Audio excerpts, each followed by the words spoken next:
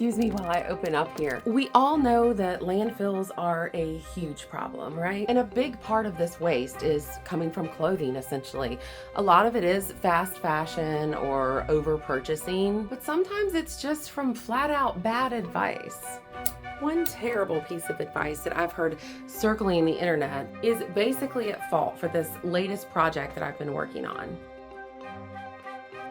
We see it all the time. Hey, just book your vendors and don't tell them it's for a wedding. It'll save you lots of money. Well, that same kind of advice also transfers over to dresses. And this is where the problem comes into play. It's sad, but people, I'm sure they're well-meaning, but they'll give this terrible advice of just buy a cheap white dress, like a prom dress online. It'll save you thousands of dollars and you can just wear it as a wedding dress. It sounds good, but it's kind of like the vendor issue. They end up being disappointed in the quality. If you're expecting a beautiful yet affordable wedding dress and you're getting something that's basically unwearable, well, that's how these dresses get donated to bridal shops. Yes, bridal shops. And I know that sounds crazy, but I do actually get dresses that bridal shops would otherwise throw away that I can kind of refurbish and give new life to potentially keep out of a landfill. So, okay, how do we get from a cheap online dress purchase and into being donated to a bridal salon? And a lot of these salons don't even take donations. Basically, it goes like this. The dress comes in the mail and the bride decides it's unwearable for a wedding. She goes dress shopping and finds the dress that does have the quality that she was looking for. Is not sure what to do with this dress, and so she just gives it to the bridal salon. Sometimes it also goes like this. They'll go and maybe they're looking for a veil or something like that. They know they're not crazy about the dress. And then when they get into the salon and they see the quality difference, they're like, whoa. So it makes sense. The dress is there at a salon, right? So let me introduce you to this dress. It looks pretty bad. It would be okay, I think, as a prom dress. If maybe the stones matched a little bit better, but the fabric quality is pretty poor. It's definitely, I Google searched it, it's definitely a well-known prom brand. Definitely not a well-known wedding dress brand. I've never worked on this dress as a wedding dress before. Yeah, let's meet the dress and I'll show you what all I do with it to rescue it. And then I'll show you how I rehomed it to hopefully keep it out of a landfill. Also, side quest here, I would love to also be spreading the word about this kind of strategy for getting an affordable wedding dress. There's so many other better ways to get them, and I'll talk about that later, but definitely this is not the way. This is not the way to get a good wedding dress. So I'm hoping that seeing this dress will open some people's eyes and they won't take that very bad internet advice, and they will maybe explore some other avenues for getting a high quality wedding dress that is actually made for a wedding and can stand the test of time and hopefully be something that is beautiful in their attic, you know, I don't know, 40, 50 years from now, and their grandkids can play dress up with it, or they can wear it in their wedding as well. That's kind of the goal, right? These stones, they're called AB stones. AB stands for Aurora Borealis. So it's supposed to remind you of the colorful northern lights and that the color shifts and moves. That's the idea behind AB stones. I just feel like this choice of how dark these AB stones are, I just feel like it's not pretty against the white. It just gives a really cheap look, in my opinion. Also, this dress was marketed with having a very full mermaid at the bottom, and it definitely does not. The dress falls quite short in the bottom. The dress falls, I don't know, just limply. It just kind of at the bottom.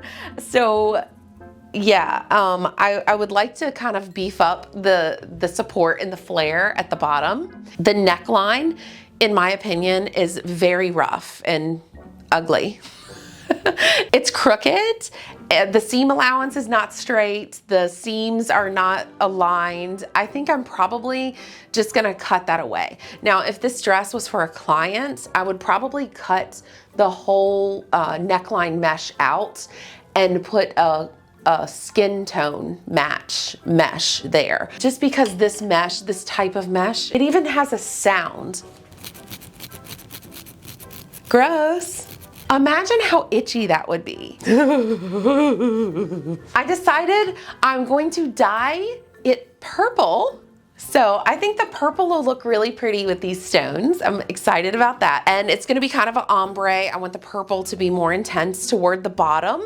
I bought extra fabric for the bottom. So we've got some purple satin to put down there. Let me show you the fabric.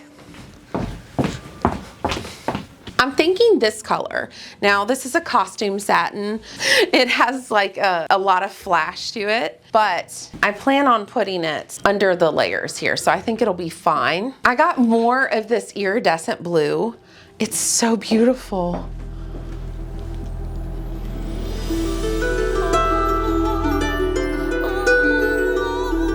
My Little Mermaid moment. I'm just thinking, look at how pretty that is. It's so pretty.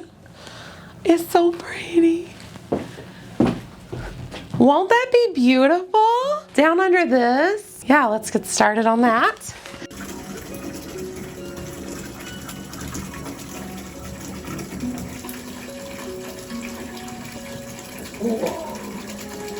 Oh my gosh, that's so pretty. Oh. I'm not caring if I get even application of this dye, so I'm not even worried about super mixing it before I put this in. I'm gonna let the dress kind of mix it because I want the bottom darker anyways. Wow, it looks like it's taking. It's so pretty. Oh my goodness, look at it. I'm so excited.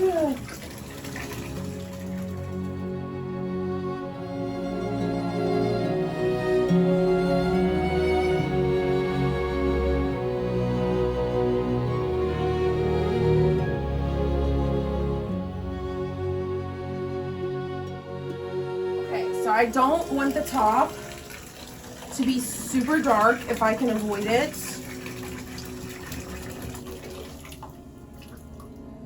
Make sure the plug is still in there. Oh my word.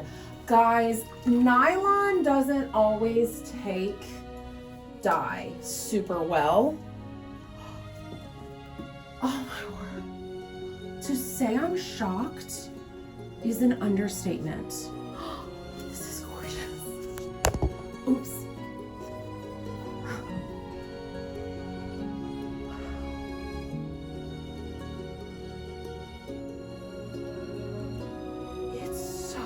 Better already. Oh my word. Somebody's dreams are gonna come true. Ah. Wow.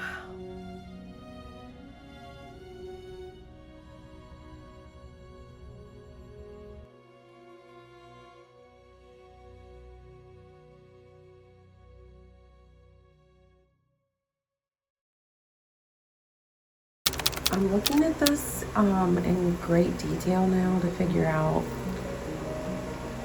how I'm going to attach these layers. And you can see this top layer of mesh is sewn into the seams of the top part of the dress, and then it splits right here when it goes into the skirt area. There's no seam here in this top layer of mesh. They just cut the seam allowance all the way to that seam and like sewed it in up here, and then it breaks out separate down here. So, I mean, you can tell by the stitch quality, this dress is like, oh, it's such poor quality, but I feel like it's gonna be really pretty when we work on it. So this is me going like 3 layers deep in the mesh. And they really didn't bother to trim threads anywhere. That's kind of annoying. So then this is our first solid layer. So we're 4 layers deep before we get to it. And that's where the guts of the dress split. And we've got our crinoline layer, which I'm going to add some horsehair braid to and press it out so it'll have a nice shape to it on those lovely threads. But I think what I'm going to need to do is just separate these 3 skirt layers in here from the top. I'm going to separate it right here at this seam. So the top layer is going to stay all one because there's no seam.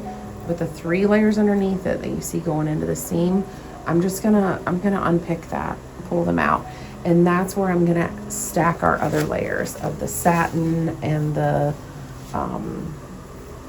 tulle and stuff that looks a little bit more fun. Make some progress. So yeah, I'm gonna start cutting her apart.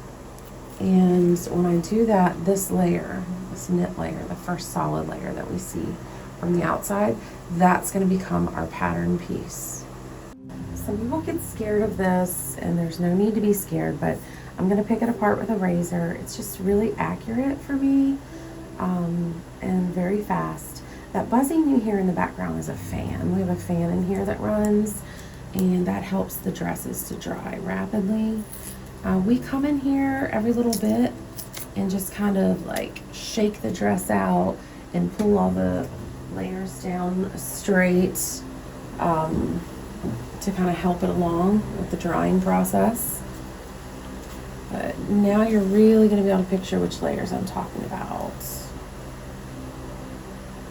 Just going to go hit that thread right there.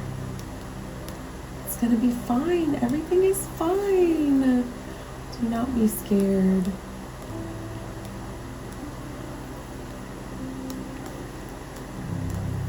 So I'm gonna just make my way around doing that. Pull this layer out. I'm also gonna like clean up stuff like this while I'm working. This would have been nice if it was clipped in the factory, but here we are. If they're charging less for a product, the money has to be saved somewhere. All right, here we go. Whoa, some of that is ripped apart, and I didn't even do that. Yeah, there's an old line of stitches. You can see the thread was there. Okay. Life happens, I guess. Yeah, so the skirt's ripped away down there. And see, that's another thing is if you were to step on the hem of the skirt, it's gonna rip a lot easier than if it was a higher quality dress because their stitch length is so long. So you really need to think about those kind of things when you buy a wedding dress. At the same time, if you're just getting married on the porch and you don't care and you don't have the money, then do what you can afford. It's fine. It's just the whole thing is you want to know what you're getting. So, all right, so I'm going to repair that.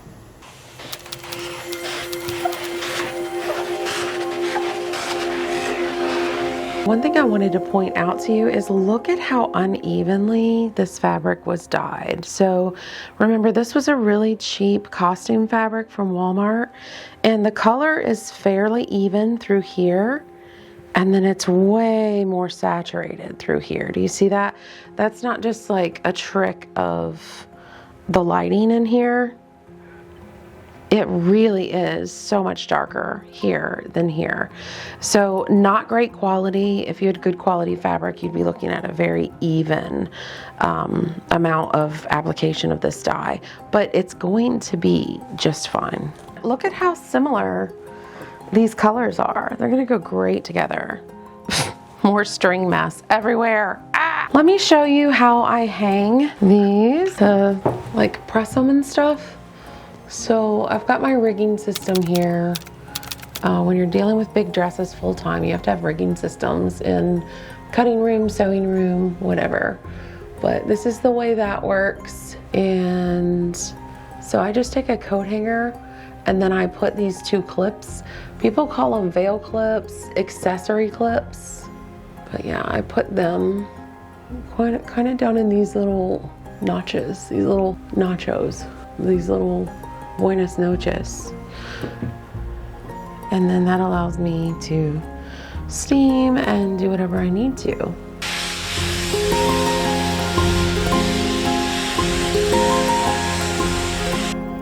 I wanted to show you some of this wayfaring they have. This is pretty industry standard. It's pretty common. These are the two notches for the front of the skirt. These are the side seams. And then look at the notches on the back, how they kind of correspond. They look like each other, but they look different from the front. That's just for some wayfaring. So when you're sewing it, you can line those up and make sure nothing's getting too bunchy or too tight. So you'll find that in a lot of your clothes that are made in factories or even homemade.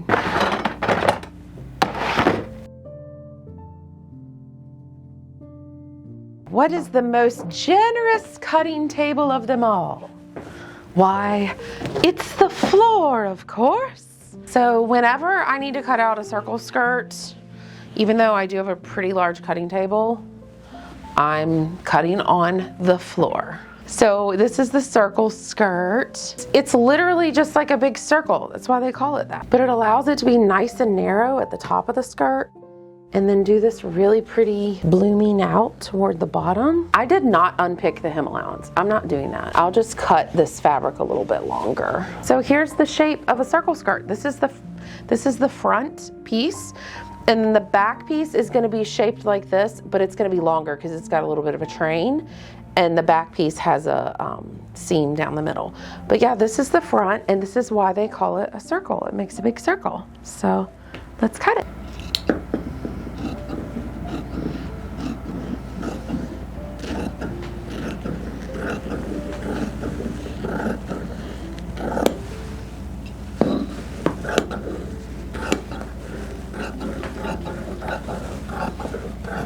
All right, front panel done. Gotta do those two back ones.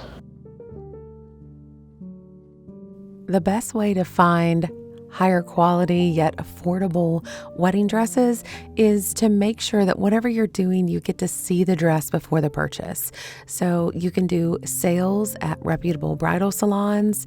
You can do some of these traveling charity sales for wedding dresses. These are all cut out because the fabric is a little bit cheaper. I'm going to go ahead and serge every single edge of all of these before I use these pieces as the pattern pieces for the tulle, the glitter tulle, the iridescent organza. And yeah, I just don't want it to be fraying. And then after I get all those cut out, I'm going to sew them together. You can also do things like Facebook Marketplace or other websites that sell used wedding dresses and make sure you're getting a nice designer label. The designer label really does make a difference.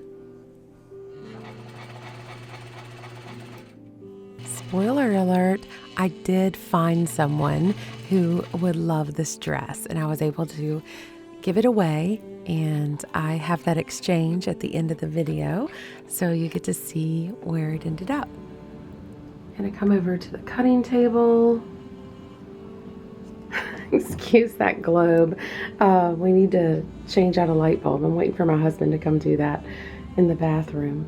But yeah, so here's the lace that we're gonna work with. It's got like a little bit of sequin to it, and I'm gonna dye it purple. And I would like for it to take a little bit more dye than the dress did, so that I could add like a little bit of the darker purple intermixed here, really a lot of darker purple here fading into this part, and then add a little bit of the darker purple mixed in to that. I think that would be really nice. It just kind of looks like it did before, and it definitely still does now. It looks like two different worlds going on here. So I want to kind of blend them together a little bit. And then I think it'll look a lot better because this lace did dye out to be the same color as this lace. So it's just the background colors that we need to kind of schmooze together. So let's get to work on that.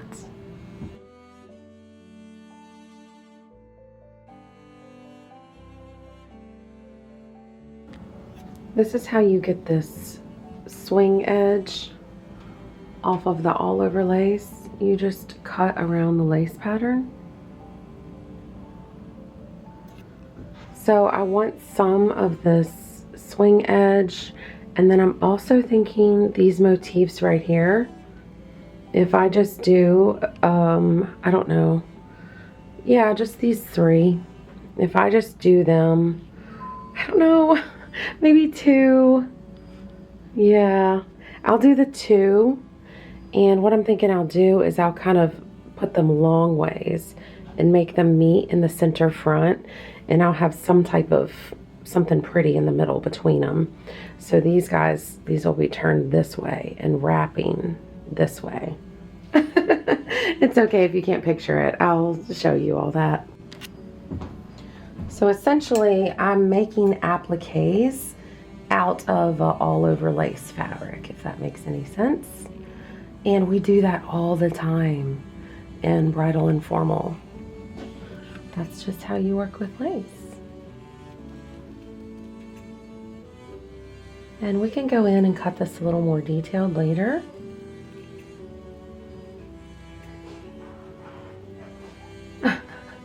I hear somebody sneezing in the back.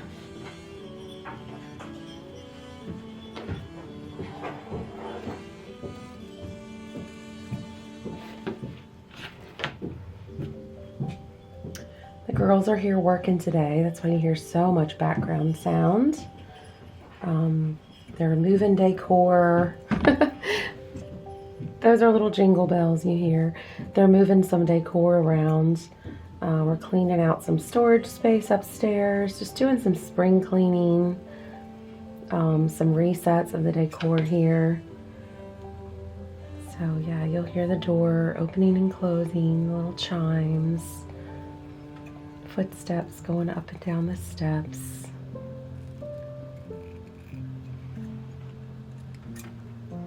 Yeah, so it'll be going like this. That's a nice width there. Let's see, I'm thinking just 4 of these guys will be good.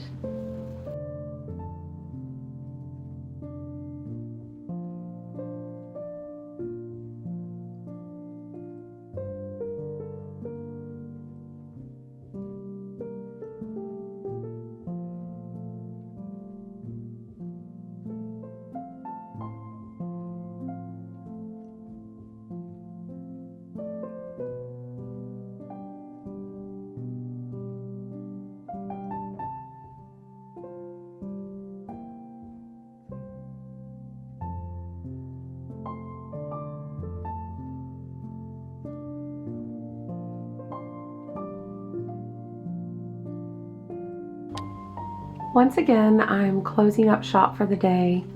I still need to cut that neckline. I just didn't want to do that early on and then it get frayed or worn. So I'm leaving that for last. There's still some more hand sewing to be done. But here she is with the lace, allowing those colors to kind of melt into one another. It's so pretty. There's so much more dimension. So you can see the flash of the satin behind there, plus the sparkle of the glitter. That was my knees cracking. That's so funny. But yeah, this looks so much better. So just so you know, if you were to get a wedding gown, it would probably have the lace covering the seam there. So that's what we did. That's a nice upgrade. And you can see it really breaks up like how repetitive. This was like very strongly repetitive here at the bottom. This right here really breaks it up with a little more artistry. And I did add some darker purple, these stones here, to kind of bring the colors together here.